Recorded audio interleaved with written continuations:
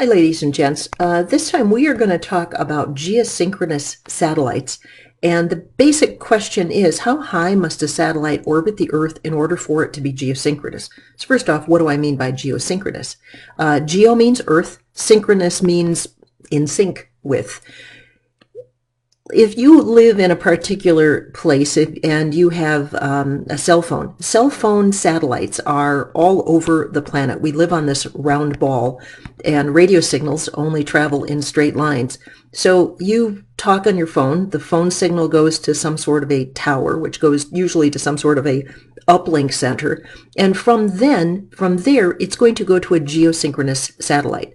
If you're trying to call a friend who's in the military on the other side of the planet, the satellites then transmit this message around the planet. It comes back down to an earthbound satellite and then sends the message out to your friend's phone. Pretty cool system. But it all works because of the fact that we've got satellites that hover over specific locations on planet Earth. Now, in order for a planet to hover over one location, that means that it has to have an orbital period of 24 hours, just like the Earth is. And my question is, how high is one of these geosynchronous satellites? So here's how we're going to do this. We have the radius of the Earth, and we have the height of the satellite. And if I add those two together, that is going to give me my total radius that I'm going to use for this problem. Now, how am I going to do this? Because there's not an awful lot of data given. We're going to go back to some raw equations. In this situation, the force of gravity is providing the centripetal force that is keeping the satellite in motion. So I'm going to replace force of gravity with G, mass of the satellite, mass of the Earth, divided by the total R squared. The centripetal acceleration is going to be mass times centripetal acceleration. So centripetal force is mass times centripetal acceleration.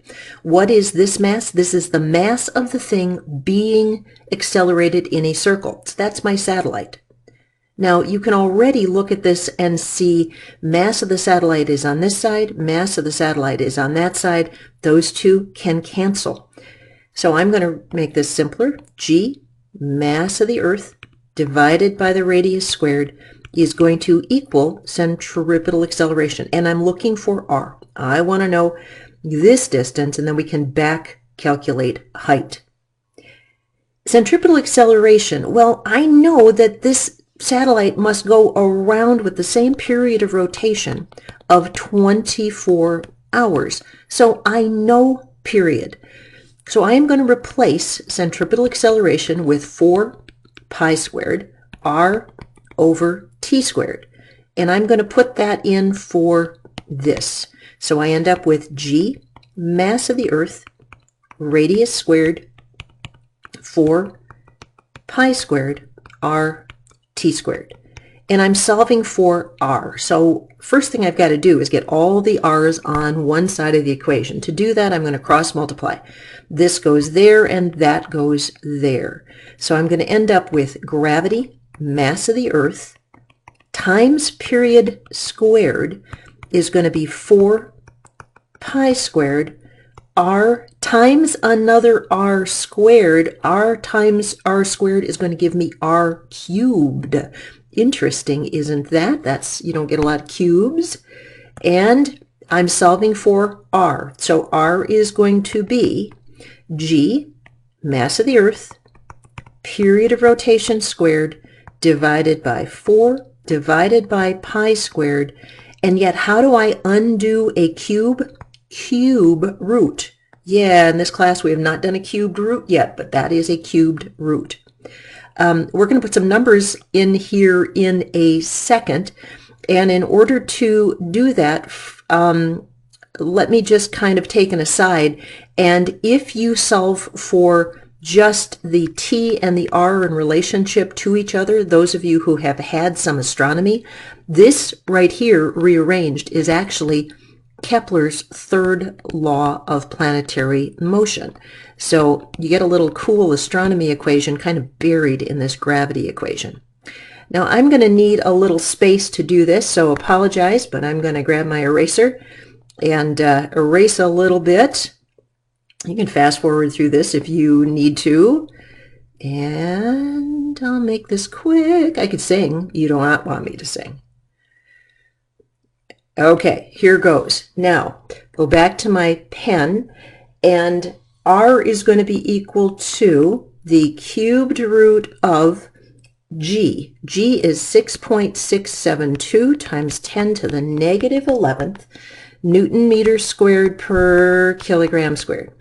That's going to be multiplied by the planet of the planet, 5.98 times 10 to the 24th kilograms is the mass of the Earth, times the period. If you take 24 hours, convert that to seconds, 8.64 times 10 to the 4th seconds squared, you got to square that period, divided by 4 pi squared. When you're all done with that, you have to take the cubed root. Now, how the heck do you take the cubed root? In your calculator, somewhere in your calculator, you're going to have a little up caret button. When you get all of this, take an object to the 0.333333 power, or the 1/3 power. If you got y to the x button, that'll work too. Raise something to the 0.3 repeating, or the 1/3 power, and you'll end up with that cubed root. What I ended up with when I did this was I ended up with a distance of r is 4.22 times 10 to the 7th meters.